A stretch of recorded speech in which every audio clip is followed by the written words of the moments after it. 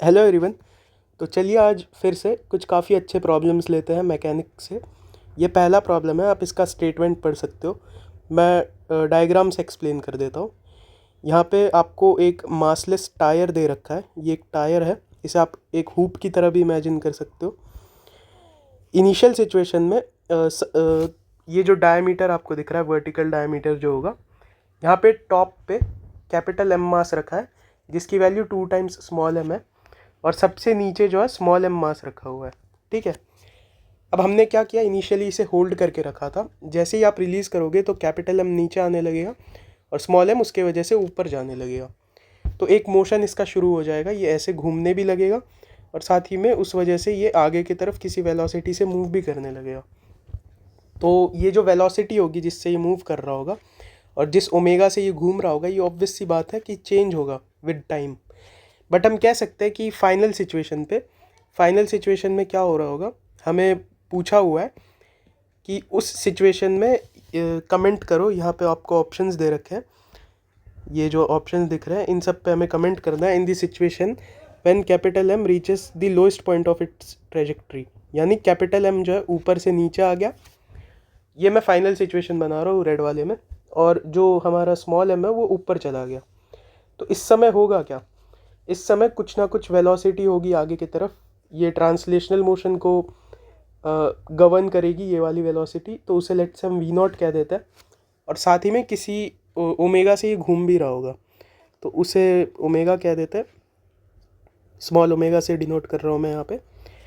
तो देखो, capital M की जो नेट वेलोसिटी है वो हम लिख सकते हैं, आगे की तरफ वी नॉट तो होगा ही ट्रांसलेशन के कारण, और साथ ही में ओमेगा इंटू आर भी होगा। स्मॉल एम के लिए वही वी नॉट आगे की तरफ होगा ही, साथ ही में पीछे ओमेगा आर होगा। तो हम मान लेते हैं नेट वेलोसिटी आगे की तरफ है। अगर हमारा अजम्पशन गलत होगा तो जो साइन आएगा नेट वेलोसिटी का वो नेगेटिव आ जाएगा, तो उसमें कोई दिक्कत नहीं है। हम मान लेते हैं कि ये आगे की तरफ है V naught minus omega R. तो अब देखो, ये चीज़ें मैंने लिखी। अब मैं और क्या कह सकता हूँ, यहाँ पे आप क्वेश्चन अच्छे से पढ़ लो, फिर सॉल्यूशन देखना। नीचे मैं नोट करके लाया हूँ, उसे फिर हम फटाफट देख लेंगे। मैं यहाँ पे लाइन ऑफ थिंकिंग एक्सप्लेन कर दे रहा हूँ। तो अब देखो, अब हम यहाँ पे कह सकते हैं कि ये जो सिस्टम है हमारा, इस पे जो भी नेट फोर्स है that is only in vertical direction. यहाँ पे इनके ऊपर जो इनके वेट एक्ट करेंगे वो भी वर्टिकल डायरेक्शन में ही नीचे की तरफ एक्ट कर रहे होंगे, एम जी और स्मॉल एम जी। और साथ ही में कोई फ्रिक्शन वगैरह है नहीं, ये जो सरफेस है ये भी फ्रिक्शनलेस है। साथ ही में इनके बीच में भी जो भी होगा, हम क्योंकि इसे एज अ टोटल सिस्टम मान रहे, तो इंटरनल फोर्सेस जो भी अंदर होंगे वो सारे तो कैंसिल ही होने वाले हैं। इसके ऊपर वर्टिकल डायरेक्शन में नीचे 3 mg लग रहा होगा और ऊपर की तरफ नॉर्मल लग रहा होगा। बट हम कह सकते हैं कि हॉरिजॉन्टल डायरेक्शन में कोई नेट एक्सटर्नल फोर्स इसके ऊपर नहीं लग रहा होगा। तो अगर हॉरिजॉन्टल डायरेक्शन में कोई नेट एक्सटर्नल फोर्स नहीं लग रहा है तो आप बड़े आराम से मोमेंटम कंजर्व कर सकते हो। आप कह सकते हो कि P final will be equal to P initial, और इनिशियल मोमेंटम ज़ीरो होगा क्योंकि सिस्टम को हमने होल्ड करके रखा था, रेस्ट पे था वो। तो ये भी ज़ीरो होगा, पी फाइनल ज़ीरो होगा। तो पी फाइनल को आप लिखो, पी फाइनल को कैसे लिखोगे, स्मॉल एम और कैपिटल एम की हमें नेट वेलोसिटीज़ पता है तो उसके टर्म्स में लिख लेंगे। तो capital M 2 times small M है, तो 2m V naught plus omega R plus M V naught minus omega R will be zero. ये एक इक्वेशन आएगी, यहाँ से हम कुछ कंक्लूड करेंगे। फिर साथ ही में हम यहाँ पे बड़े आराम से वर्क एनर्जी थ्योरम भी यूज़ कर सकते हैं। कैपिटल एम जो है वो आपका इनिशियली यहाँ था, अब वो नीचे यहाँ पे आ गया है, यानी 2r हाइट नीचे आया है, और स्मॉल एम जो है 2r हाइट ऊपर आया है। तो आप कह सकते हो कि 2m इंटू जी इंटू 2r। ये तो पॉजिटिव वर्क डन हो गया ग्रेविटी का, और नेगेटिव में हो जाएगा for small M M G into 2r। ये हो गया वर्क डन। अब वर्क डन किसके बराबर होगा, चेंज इन काइनेटिक एनर्जी के।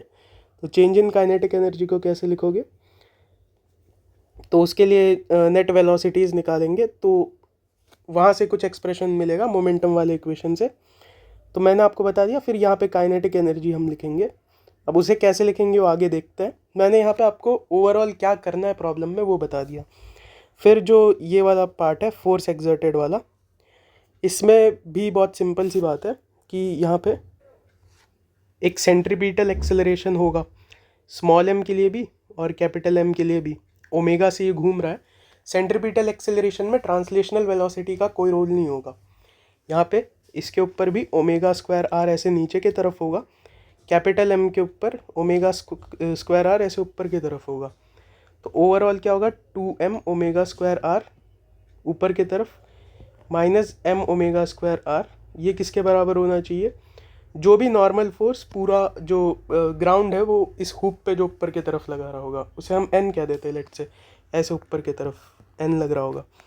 और टोटल जो नीचे की तरफ वेट लग रहा है वो क्या है, स्मॉल m के वजह से mg और कैपिटल M की वजह से कैपिटल mg, तो वो ओवरऑल 3mg है। तो ऐसे अब यहाँ से हम फाइनली n की भी वैल्यू निकाल सकते हैं। तो जब आप ये तीनों स्टेप्स कर लोगे तो आपको दिखेगा ए ऑप्शन गलत है, बी ऑप्शन गलत है, सी ऑप्शन सही है। तो ये मैंने ओवरऑल आपको बता दिया कि ये प्रॉब्लम को हम अप्रोच कैसे करेंगे। अब फटाफट नीचे जो सॉल्यूशन है उसे आप देख सकते हो। तो देखो वही सब चीज़ें मैंने यहाँ पे करी है जो मैं बोल रहा था, लिखा भी अच्छे से। हमने जब मोमेंटम कंजर्व किया तो हमारे पास वी नॉट में और ओमेगा में ये रिलेशन आया। फिर हम 2m की वेलोसिटी और स्मॉल m की वेलोसिटी को हमने ओमेगा के टर्म्स में ओवरऑल लिख दिया। फिर यहाँ पे वर्क एनर्जी थ्योरम लगाया। यहाँ पे मैंने बोला है कि जो ऊपर किया वही यहाँ पे भी किया हुआ है, वर्क लिखा है ग्रेविटी का, और यहाँ पे काइनेटिक एनर्जी लिखी हुई है 1/2 × 2m into v of velocity of 2m का स्क्वायर, तो 2m/r/3। अब देखो वेलोसिटी ऑफ m के साथ नेगेटिव साइन आया, यानी हमने जिस डायरेक्शन में माना है उसके उल्टे डायरेक्शन में होगा वो जो भी होगा। अब जब इसे आप ओवरऑल सॉल्व करेंगे तो ओमेगा की वैल्यू √9g/6r आएगी। अब 2m में आप पुट करिए ये चीज़ तो आपके पास ये आएगा √2/3gr, बट हमें क्या दे रखा है √4/3gr, तो वो ऑब्वियसली रॉन्ग है। फिर वेलोसिटी ऑफ स्मॉल m क्या आएगी √8/3gr, हमें यहाँ पे क्या दे रखा है, अच्छा स्मॉल m का पूछा ही नहीं है, सेंटर ऑफ टायर का पूछा है। तो सेंटर ऑफ टायर का अगर निकालेंगे तो वो v0 है। v0 velocity of 2m minus omega R लिख सकते हैं, तो वो -1/3 ओमेगा आर आ रहा है, यानी वो भी हमने जो डायरेक्शन माना है उसके अपोजिट होगा, पीछे की तरफ होगा, यानी ठीक है, उसमें तो कोई दिक्कत नहीं है। मैग्नीट्यूड निकालोगे तो √1/6gr आ रहा है, बट उसमें ये दे रखा है, तो ऑब्वियसली वो वाला ऑप्शन भी रॉन्ग है। और फिर जो मैंने आपको कहा सेंट्रीपिटल एक्सेलरेशन निकालिए तो वो 3/2g आया, तो यहाँ पे m टाइम्स 3/2g आएगा और यहाँ पे n-3mg आएगा। तो इसे सॉल्व करोगे तो आपके पास 9mg/2 आ जाएगा। तो पहला क्वेश्चन हमने कुछ इस तरीके से सॉल्व किया। मैंने सॉल्यूशन इसलिए ला दिया यहाँ पे लिख के क्योंकि इससे थोड़ा जल्दी फिर कवर हो पा रहा है। आई होप आपको ये वाला भी जो फॉर्मेट है ये भी ठीक ही लग रहा होगा। अगर नहीं पसंद आ रहा है तो मैं अगली वीडियो में पुराना फॉर्मेट ही रेप्लिकेट करूँगा वापस। अब चलिए सेकंड क्वेश्चन देखते हैं। ये भी काफ़ी अच्छा क्वेश्चन है। इसमें हमें एक डिस्क दिया हुआ है जिसका मास 4m है और इसका रेडियस r है। इसकी हमें सेंटर ऑफ मास की वेलोसिटी v आगे की तरफ दे रखी है और ये ओमेगा से ऐसे घूम रहा है, ये भी दे रखा है। फिर यहाँ पे वही चीज़ें लिखी है जो फिर क्या बोला, at the instant shown in the figure find the kinetic energy. यहाँ पे एनर्जी भी आएगा,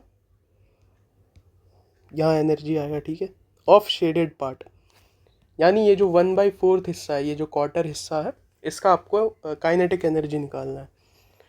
तो कैसे करेंगे इसे, तो हो सकता है कई लोग बोल दे कि टोटल का जितना भी, मतलब टोटल जो डिस्क है उसका जितना भी होगा उसका 1/4 होना चाहिए। तो ऑब्वियसली वो बात काफ़ी गलत है। वो बात काफ़ी गलत क्यों है, क्योंकि सिंपल सी बात है, आप ये वाला हिस्सा ले लो, यहाँ पे एक मान लो आपने dm मास लिया और यहाँ से भी आइडेंटिकल दूरी पे एक dm मास लिया, इसकी वेलोसिटी कुछ होगी अलग, इसकी वेलोसिटी कुछ और होगी अलग। तो ऑब्वियसली ऐसे आप कंपेयर नहीं कर सकते हो। सीधा हम नहीं कह सकते कि काइनेटिक एनर्जी जो होगा वो डायरेक्टली 1/4 होगा, ये बात कहना गलत है। आई होप ये चीज़ समझ में आई होगी कि काइनेटिक एनर्जी को हम डायरेक्टली 1/4 नहीं कह सकते, बिकॉज अलग अलग पार्ट्स की अलग अलग वेलोसिटीज़ होंगी। आप उस पर कोई भी dm मास लोगे और ओवरऑल जब आप इंटीग्रेट करोगे ओवर द एलिमेंट तो आपको अलग आंसर देखने को मिलेगा। यहाँ तक बात ठीक है? यहाँ तक अगर बात ठीक है तो हम आगे बढ़ सकते हैं। अब यहाँ पे कौन सा मेथड हम यूज़ करेंगे, ये काफ़ी अच्छा प्रॉब्लम है, इसमें हम डबल इंटीग्रेशन का सहारा लेंगे। अल्टरनेट मेथड भी है, वो भी मैं बताऊँगा। अब डबल इंटीग्रेशन का सहारा लेने के लिए हो सकता है आप में से कई लोगों ने इलेक्ट्रोस्टैटिक्स पढ़ रखा हो या ग्रेविटेशन भी पढ़ रखा है, तो हो सकता है आपके टीचर ने क्वेश्चन लिया हो। मैं इलेक्ट्रोस्टैटिक्स से बताता हूँ। आपको किसी चार्ज डिस्क की जिसका मान लो charge density sigma, radius R है, इसके रिम पे अगर पोटेंशियल निकालना है तो यहाँ पे हम दो तरीके के मेथड्स यूज़ करते हैं। एक ऐसे आर्क्स लेते हैं, ये एक तरीका होता है, ये एलिमेंट लेके करना एक तरीका होता है। दूसरा तरीका होता है जिसमें हम ऐसे थीटा पे जाते हैं, then theta plus D theta पे जाते हैं, तो हमें एक एलिमेंट मिलता है ये वाला। अब ये जो एलिमेंट मिला इसमें भी हम फिर स्मॉल आर डिस्टेंस पे जाते हैं और डी आर विड्थ का एक कट लगाते हैं, तो हमें ये एक पॉइंट मास जैसा एलिमेंट मिलता है, रेक्टेंगुलर। ये एक पॉइंट मास ही होगा because are D theta and D R very small. हम इसे ऑलमोस्ट एक रेक्टेंगल की तरह ट्रीट कर पाएंगे, ऑल दो कर्व्स हैं, क्योंकि D theta and D R very small, तो डी आर और ये आर डी थीटा होगा। तो आप इसका एरिया लिख पाते हैं D A equal to R D theta into D R. तो ये एक मेथड होता है। फिर आप पोटेंशियल इसका छोटा सा लिखते हैं के sigma D A by R, और इसे डबल इंटीग्रेशन करते हैं। थीटा को आप थीटा को -π/2 से π/2 तक ले जाते हैं, ठीक है। थीटा को -π/2 से +π/2 तक ले जाते हैं, और जो आर है उसे 0 से 2r cos थीटा तक ले जाते हैं। ये एक तरीका होता है। ये प्रॉब्लम मोस्ट प्रोबेबली आप लोगों ने कर रखा होगा, ये मेथड भी शायद देख रखा होगा। अब आगे देखते हैं, इस वाले प्रॉब्लम में वही मेथड यूज़ करेंगे। देखो यहाँ पे क्या किया, मैंने क्या किया, मैं इस रेफरेंस लाइन से थीटा एंगल नीचे गया, then theta plus D theta पे गया, तो मुझे जो ये पोर्शन मिला ये एक एलिमेंट है। इस एलिमेंट में फिर मैं वापस आर डिस्टेंस पे गया, आर डिस्टेंस पे मैंने डी आर विड्थ का कट लगाया, तो मुझे ये एक पॉइंट मास मिला, ये वाला। अब ये जो पॉइंट मास मिला है इसकी v वेलोसिटी आगे की तरफ होगी, बिकॉज सेंटर ऑफ मास की वो है, तो ट्रांसलेशनल वेलोसिटी v आगे की तरफ होगी। साथ ही में ओमेगा से ही घूम रहा है, तो ओमेगा आर इस तरफ होगा, और इनके बीच में एंगल क्या होगा, एंगल देख सकते हो, ये एंगल अगर थीटा है तो ये एंगल भी थीटा होगा, ठीक है। और ये 90 होगा, तो ये अगर 90 होगा तो ओवरऑल इनके बीच में जो एंगल है that will B 90 plus theta.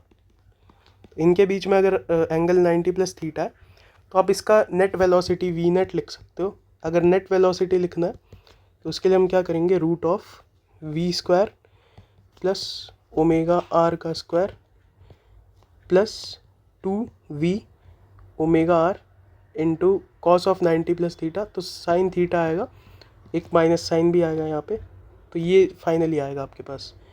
साथ ही में v जो है वो कैपिटल ओमेगा आर के बराबर है, तो मैं ओमेगा इंटू स्मॉल आर को ऐसे लिख सकता हूँ। अगर कैपिटल आर से ऊपर नीचे डिवाइड कर दूँ तो ओमेगा आर को हम v लिख देंगे, तो इसे वी आर बाई आर लिख सकते हैं ऐसे।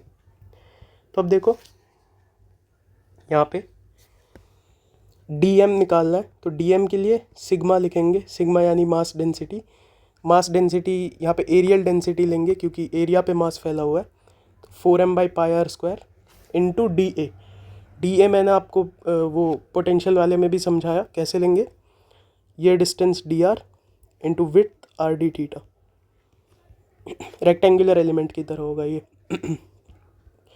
तो अब देखो, अब तो सिंपल है, यहाँ पे आप काइनेटिक एनर्जी छोटी सी इस वाले एलिमेंट की लिखो, तो वो half into D M into V net का स्क्वायर होगा, वी नेट यहाँ पे लिखा हुआ है।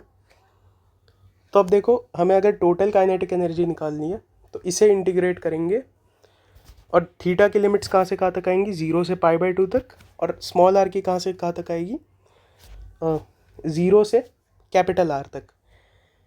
क्योंकि देखो थीटा पे आप गए तो आपको एक एलिमेंट मिला, उस एलिमेंट में आप ज़ीरो से शुरू करोगे और कहाँ तक जाओगे, कैपिटल आर तक, तो आपका ये वाला एलिमेंट कंप्लीट हो गया। ठीक है, तो यहाँ पे मतलब हम जो चीज़ कर रहे हैं उसमें ऐसा कुछ है, मतलब एक चीज़ करने के बाद दूसरी चीज़ कर रहे हैं। पहले थीटा पे गए, फिर स्मॉल आर पे गए, ये वाले को कंप्लीट कर लिया, फिर मान लो किसी अल्फ़ा पे चले जाओगे, उधर भी ऐसे ले लोगे, उससे कंप्लीट कर लोगे।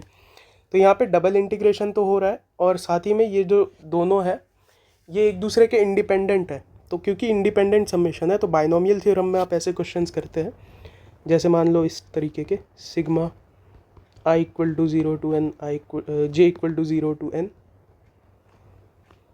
N C I into N C J, मान लो ये करना होता है। तो इसमें हम देखते हैं कि ये आई और जे जो है, आई और जे ये एक दूसरे के इंडिपेंडेंट है, तो इसे जो है हम सेपरेटली ट्रीट कर सकते हैं। मतलब आप अलग अलग, या ऐसे सोच सकते हो कि पहले तो ये वाले सिग्मा को बाहर समझो और बस इस सिग्मा को कंसिडर करो। इस सिग्मा को बस कंसिडर किया तो इसके लिए जे वेरिएबल है, ठीक है। तो ये जो एन सी आई वाला टर्म होगा that will be treated as a constant, क्योंकि इसमें जे का कहीं इन्वॉल्वमेंट ही नहीं है। तो आप क्या कर सकते हो, एन सी आई को बाहर निकाल सकते हो। अब एन सी आई को जैसे ही बाहर निकाला तो ये चीज़ आई, और ये sigma J equal to zero से एन वाला बच गया और एन सी जे रह गया। तो ये आपने क्या किया, दोनों टर्म्स को अलग अलग कर लिया, अलग अलग इंटीग्रेट कर सकते हो मतलब। तो ये अलग इंटीग्रेट हो जाएगा, two to the power N आएगा, ये अलग सम हो जाएगा, तो ये भी two to the power N आएगा। तो ओवरऑल आंसर जो है two to the power two N आएगा। तो ये एक तरीका होता है जो बाइनोमियल थ्योरम में यूज़ करते हैं। वैसा ही तरीका डबल इंटीग्रेशन के लिए इधर यूज़ करेंगे, because the variables are independent. तो थीटा को अलग इंटीग्रेट कर लो और आर को अलग। ये लिमिट्स स्मॉल आर के लिए लिखी है, ये लिमिट्स थीटा के लिए लिखी है। तो देखो ये आर डी आर है, तो मैंने ये डायरेक्टली किया है, थोड़ा आप इंटीग्रेशन तो इतना हैंडल कर ही सकते हो। देखो यहाँ पे R V square D R D theta आएगा, तो आर डी आर का क्या हो जाएगा, small R square by two, तो उसमें कैपिटल आर पुट करेंगे, ज़ीरो वाला तो ज़ीरो ही देगा, तो ये आ जाएगा। उसे इंडिपेंडेंटली कर लिया, और डी थीटा वाले में कोई थीटा वगैरह तो है नहीं, बस डी थीटा, तो थीटा ही आ जाएगा। और थीटा में जब आप pi by two minus zero डालोगे तो ऑब्वियसली पाई बाई टू आएगा। तो ये आया। आगे भी इंटीग्रेशन ही है सिंपल सा, तो वो तो आप खुद हैंडल कर ही सकते हैं। तो ये कैलकुलेशन देख लो, ये कैलकुलेशन जब आप करोगे तो फाइनल आंसर जो है ये आ जाएगा आपके पास। आई होप ये सवाल भी समझ में आया होगा। अब इसमें एक अल्टरनेट मेथड ये होता है कि आप क्या करो, ये वाले पार्ट का सेंटर ऑफ मास कंसिडर करो। तो इसके सेंटर ऑफ मास को जब आप कंसिडर करोगे, centre of mass translational motion कर रहा होगा और रोटेशनल मोशन कर रहा होगा। तो सेंटर ऑफ मास के अबाउट मोमेंट ऑफ इनर्शिया लिखो, और आप फिर क्या करोगे, इस पार्ट के लिए हाफ एम वी स्क्वायर, ये translational kinetic energy, plus half I about centre of mass into omega square, ये करोगे तो इससे भी सेम ही आंसर आना चाहिए। ट्राई करना एक बार। तो ये थोड़ा आसान मेथड है थिंक करने के लिए, शॉर्टर भी है थोड़ा, बट ये मेथड में मुझे डबल इंटीग्रेशन आपको दिखाना था कि फ़िज़िक्स में कैसे बड़े आराम से काम आता है, तो इसलिए मैंने इस तरीके से सॉल्यूशन यहाँ पे लिखा है। तो आई होप ये तो समझ में आ ही गया होगा। इसका मास 4m था, इसलिए हमने यहाँ पे हर जगह स्मॉल m लिखा है। यहाँ कैपिटल M दिख रहा है तो उसे भी आप स्मॉल m ही कर लो, कोई दिक्कत नहीं है, उससे तो फ़र्क नहीं पड़ता है। तो चलिए अब आगे बढ़ते हैं। तो ये नेक्स्ट क्वेश्चन है आपके स्क्रीन पे। ये थोड़ा आसान है compare to the two we did above. जो ऊपर दो क्वेश्चंस थे उससे ये काफ़ी आसान है। इसमें अगर आप देखो तो क्या बोला है, a particle is projected from the horizontal surface, times taken by the particle to pass through two horizontal lines separated by height h r t1 and t2।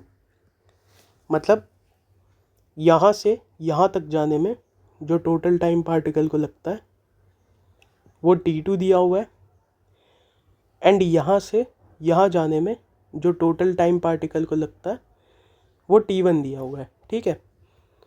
फिर ये कहा हुआ है कि t2 की वैल्यू 3t1 के बराबर है, तो हमें g t1² की वैल्यू निकालनी है। हो सकता है आपने ऐसा सवाल अपनी कोचिंग में किया हो, इसे एज अ स्टैंडर्ड रिजल्ट भी कई लोग याद रखते हैं, काम आता है कुछ क्वेश्चंस में ये। तो देखो सोचेंगे कैसे, हम क्या करते हैं, मान लेते हैं कि ये वाली जो डिस्टेंस है ये लेट से कुछ d है, ठीक है। ये वाली डिस्टेंस अगर कुछ d है तो अब मुझे कैसे तो t1 और t2 को एक दूसरे से रिलेट करना है। t1 और t2 को अगर रिलेट करना है, g t1² की वैल्यू लानी है, तो अगर इन्हें मान लो मुझे किसी तरह रिलेट करना है तो मैं क्या करूँगा, एक तो क्या कर सकते हैं कि यहाँ से यहाँ इक्वेशन लगा दो, फिर आपको u वगैरह इधर का इन्वॉल्व करना पड़ेगा, तो वो थोड़ा कॉम्प्लेक्स हो जाएगा। आप एक फैक्ट यूज़ कर सकते हो कि किस प्रोजेक्टाइल में इस लाइन ऑफ सिमेट्री के अबाउट जो दो सिमेट्रिक पॉइंट्स होंगे उन्हें आप इंडिपेंडेंटली एक ग्राउंड टू ग्राउंड प्रोजेक्टाइल तो इमेजिन कर ही सकते हो, और यहाँ से यहाँ अगर आने में टाइम t1 लगा है तो यहाँ से यहाँ तक आने में, इधर से बॉटम से टॉप तक आने में टाइम t1/2 लगा होगा, और यहाँ से यहाँ तक जाने में यानी टाइम ऑफ फ्लाइट और टाइम ऑफ डिसेंट जो है वो बराबर होंगे, इधर भी t1/2 ही टाइम लगा होगा। ये एक प्रोजेक्टाइल में हम चीज़ पढ़ते हैं, ये बड़े आराम से यहाँ पे यूज़ की जा सकती है। तो यहाँ अगर उसे यूज़ करने की ट्राई करें तो इधर से इधर अगर लगाएंगे मान लो इक्वेशन ऑफ मोशन, तो कोई फ़ायदा नहीं है। क्यों नहीं है फ़ायदा, क्योंकि इसमें भी फिर u इन्वॉल्व करना पड़ेगा। बट अगर मान लो यहाँ से यहाँ लगाने की कोशिश की, इधर से इधर, तो फ़ायदा है। फ़ायदा कैसा है, क्योंकि यहाँ पे जो भी वेलोसिटी होगी that will be in horizontal direction. तो आप क्या कह पाओगे कि अलोंग y एक्सिस, अगर मान लो हम y और x फिक्स कर ले, तो अलोंग y एक्सिस कोई वेलोसिटी का कंपोनेंट नहीं होगा। तो मैं अगर y एक्सिस के अलोंग इक्वेशन ऑफ मोशन लिखूँगा तो h = ut + ½ at²। h और a दोनों सेम डायरेक्शन में, तो पॉजिटिव लेंगे सब कुछ, u को कैंसिल कर देंगे, ज़ीरो ही है। तो हमारे पास क्या आ जाएगा कि ये जो d है, ये d की वैल्यू ½ g t1/2² के बराबर होगी। t1/2 की यहाँ से यहाँ तक जाने में टाइम कितना लगेगा, t1/2, इसलिए t1/2, और d + h की वैल्यू ½ g t2/2² के बराबर होगी। ऐसा लिख सकते हैं। यहाँ से यहाँ तक इक्वेशन ऑफ मोशन लगा दिया। ये देखो t2 यहाँ से यहाँ तक है ना, तो इधर से इधर आने में कितना टाइम लगेगा, t2/2। तो अब इसमें आप सब्ट्रैक्ट कर दीजिए तो क्या दिखेगा, 1/8 टाइम्स g t2² - t1² आ रहा है। तो t2 को 3t1 लिखेंगे तो 9 - 1 8 आ जाएगा। ये h के बराबर है, ठीक है। तो आपके पास g t1²/h जो है ये 1 आ जाएगा। तो इसका आंसर 1 होगा। नीचे भी मैं वही चीज़ लिख के लाया हूँ, आप देख सकते हो फटाफट। वही चीज़ करिए, वहाँ पे मैंने a लिया है, उधर d लिया था, ठीक है, कोई उसमें तो प्रॉब्लम नहीं है। तो ये थोड़ा इजी प्रॉब्लम था। अब ये नेक्स्ट प्रॉब्लम देखिए, ये भी स्लाइटली ईजियर साइड पे ही है। इसमें हमें क्या दे रखा है, a string of mass m can be non uniform as well. Non uniform भी हो सकता है, suspended through 2 points which are not in same horizontal level, ठीक है। ऐसे 2 पॉइंट से इसे सस्पेंड कर दिया गया है। Tension in the string at the end points are t1 and t2 and at the lowest point is t3, ठीक है। Mass of string in terms of t1, t2 and t3 can be represented as, यहाँ पे s भी आएगा। तो यहाँ पे option दे रखे हैं, ए ऑप्शन पे टिक कर रखा है, ठीक है, आंसर हो सकता है वो वही एक्चुअली। तो अब इसे कैसे हैंडल करेंगे, काफ़ी आसान है इसे भी हैंडल करना। देखिए टेंशन यहाँ पे t2 है, तो स्ट्रिंग की लेट से FBD बनाते हैं। अब देखो नीचे टेंशन t3 है, तो इधर यहाँ भी टेंशन, ये t3 से ये वाला पार्ट जो है लेफ़्ट वाले पार्ट को t3 से इस तरफ खींच रहा होगा राइट में, और लेफ़्ट वाला पार्ट जो है राइट वाले पार्ट को T3 से इस तरफ खींच रहा होगा। तो हम क्या करते हैं, एक एक करके लेफ़्ट और राइट पार्ट की FBD बनाते हैं। तो मान लो लेफ़्ट वाले की अगर बनाई तो T1 इस तरफ है, लेट अस अज्यूम कोई θ1 एंगल पे है ये, तो हम क्या कह पाएंगे, T1 cos θ1 will be equal to T3। बस लेफ़्ट वाले पार्ट की FBD बनाओ तो T3 इस तरफ लगेगा, तो T1 cos θ1 जो है वो T3 के बराबर होगा। ये ठीक है, हॉरिजॉन्टल में हमने यूज़ किया अभी फ़िलहाल बस। फिर सिमिलरली जब इसके लिए बनाओगे तो मान लेंगे कि T2 इस तरफ है, एंगल समथिंग θ2 है, तो T2 cos θ2 will be equal to T3 again. अब अगर इन दोनों को इक्वेट करें तो यहाँ से मतलब cos θ1 क्या आ जाएगा, T3/T1 और cos θ2 T3/T2। तो ये चीज़ आ गई। अब ये चीज़ अगर आ गई तो अब कंबाइंड FBD बनाओ पूरे इसका। तो इसके ऊपर इसका मास लग रहा होगा नीचे की तरफ mg। ज़रूरी नहीं है कि यूनिफॉर्म हो, तो कहीं भी लग सकता है। मान लो यहाँ कहीं लग रहा है mg। T1 sin θ1 ऊपर, T2 sin θ2 ऊपर, ठीक है। और T1 cos θ1 और T2 cos θ2 वो भी इक्वल ही होंगे, वो तो हमने देखा है T3 के इक्वल होंगे। और इसे इन दोनों का सम इसके इक्वल होगा, तो T1 sin θ1 plus T2 sin θ2 will be equal to mg। तो यहाँ पे देखिए sin θ1 की जगह cos θ1 हमने निकाला था, नीचे अब सॉल्यूशन देख लेते हैं। cos θ2 T3/T2 था, cos θ1 T3/T1, तो sin θ2 और sin θ1 ऐसे निकाल सकते हैं। जब आप पुट करोगे तो बड़े आराम से दिख रहा है कि ऑप्शन ए करेक्ट होना चाहिए। तो ये भी क्वेश्चन काफ़ी आसान था, कैटेनरी का सबसे सिंपलेस्ट प्रॉब्लम था ये। ऐसे जो हैंगिंग रोप्स होते हैं ना, इन्हें हम कैटेनरी कहते हैं। हम कैटेनरी पे और भी डिटेल डिस्कशन करेंगे कुछ प्रॉब्लम्स के थ्रू, अच्छे प्रॉब्लम्स के थ्रू। उसमें हम इक्वेशन वगैरह भी उसकी डिराइव करेंगे, बट आज के लिए ये एक स्टार्टर की तरह ट्रीट करना फॉर कैटेनरी प्रॉब्लम्स। तो चलिए, 4 प्रॉब्लम्स आर इनफ। वीडियो भी आधे घंटे की होने ही वाली है। हमने 4 प्रॉब्लम्स लिए, 2 काफ़ी अच्छे थे, 2 जेईई एडवांस्ड में मान लो आ सकते हैं, बट फिर ये मीडियम लेवल पे माने जाएंगे, मतलब मिड लेवल के प्रॉब्लम्स आए ऐसा माना जाएगा। ऐसा तो जेईई मेन में भी आ सकता है, ऐसा प्रॉब्लम था ये। चलिए आज के लिए इतना ही, थैंक यू।